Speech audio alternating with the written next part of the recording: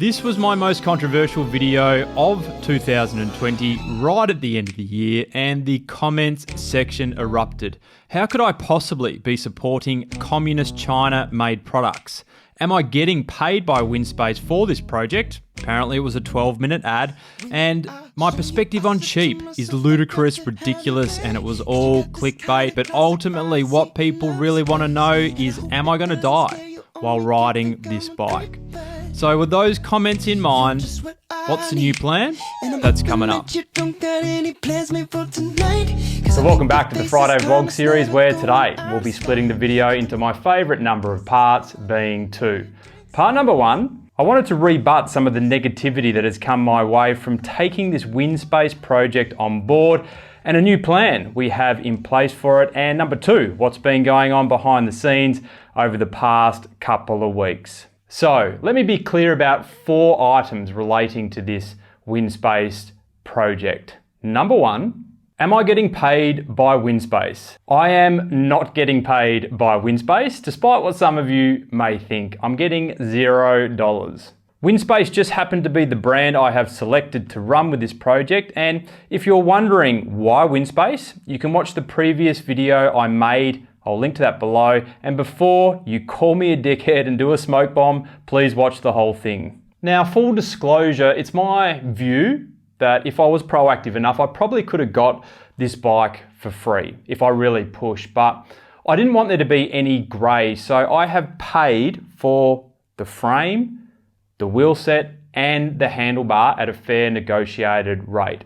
Number two, why am I investing my time into this project? So the reason why I'm doing this project is not because I personally want to buy and own a bike direct from China. To be honest, I'm too much of a wanker to want to own a Chinese branded bike. There, I've said it. I like mainstream brands like my BMC Team Machine. That's just me.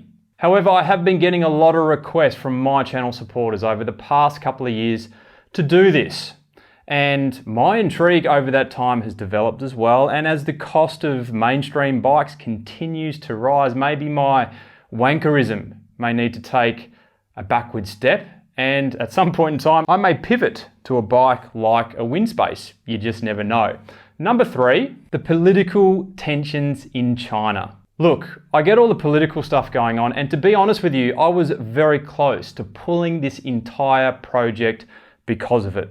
But it's a fair old rabbit hole if you truly want to go down buying China-made products. You'll even find that many Taiwanese bikes are mostly manufactured in China and finished in Taiwan. And as stated previously, this is a bike channel. It's not a political channel. And whether you like it or not, most bikes in fact, will continue to be made and manufactured out of China.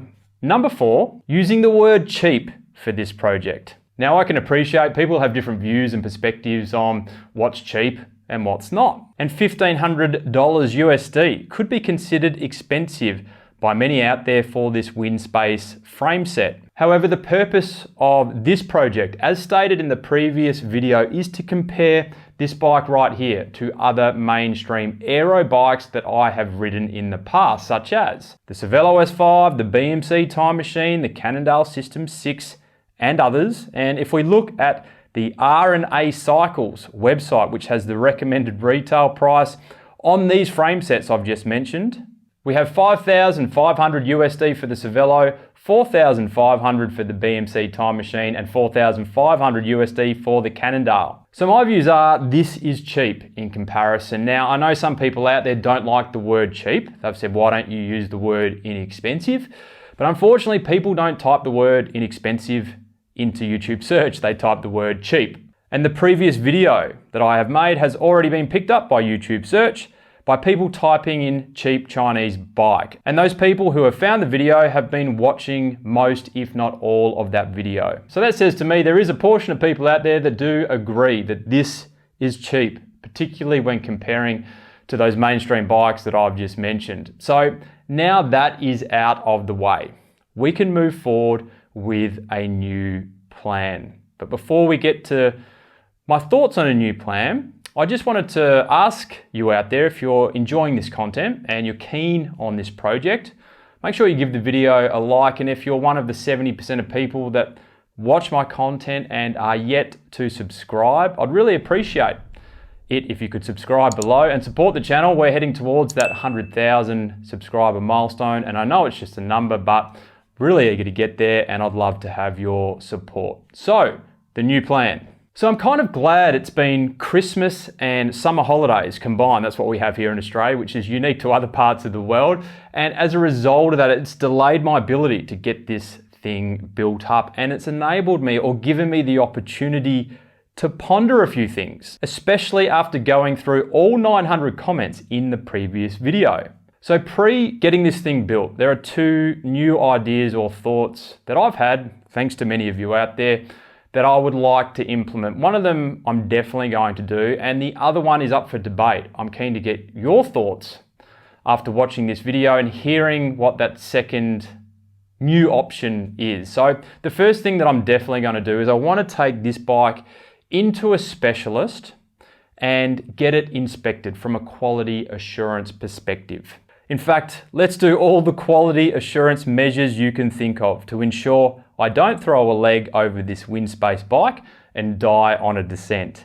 Now, I have reached out to Raul Lucia from Lucia Technic, who's appeared on the channel before, but he's on holidays until the end of January. And look, I feel there are some other good operators out there, including in my home state of Queensland. So irrespective of what we do here, we're going to get this bike, or this frame set, I should say, fully inspected before we start the build process. Now, the second item that's up for debate, depending on your thoughts, what happens in the comments section after this video, is I'm considering repainting the bike and removing the Winspace logo that I am personally not a fan of. And the benefits of painting this bike are twofold. Number one, stripping the frame down before painting it again will help with a quality assurance inspection. And number two, we can put a local business on show demonstrating their bike painting craft. Now, I can appreciate adding these two layers is going to delay the build, and then it will delay the review. And I'm conscious there are people out there that are already asking me, have I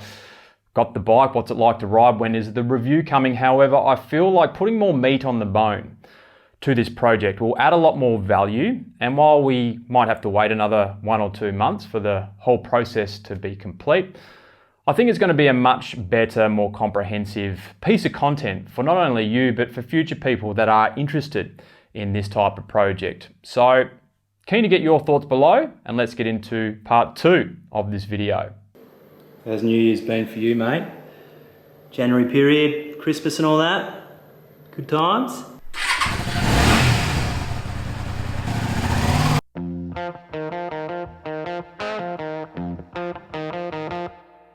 Get amped up, I can't get enough. I'm always running like a madman, hitting like I'm Van Damme, breaking down the doors that are shut. So what's been going on behind the scenes? Well, as you can probably tell, I'm behind the scenes. Alice bought a motorbike. Why did you buy a motorbike? I was setting my alarm for 4 a.m. in the mornings to drive down to the national park and get a car park to go for a surf. Which is one of the busiest holiday destinations in Australia that time of year. So Nary could I find one. Stop interrupting me. Okay.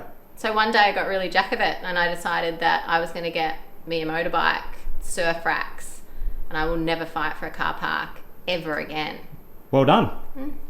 You look cool on it too. And outside of that, it's been heaps of family time. In Australia, it's quite unique. I mentioned at the start of this video, we have our Christmas holidays and summer holidays combined, and both Alice and I work from home, so the kids are here with us until after Australia Day, which is, I think, the 27th of January. So there's lots of pool time. Get him! Lots of Uno, lots of playing around, having good times with family. That's pretty much it. I'll catch you all in the next video.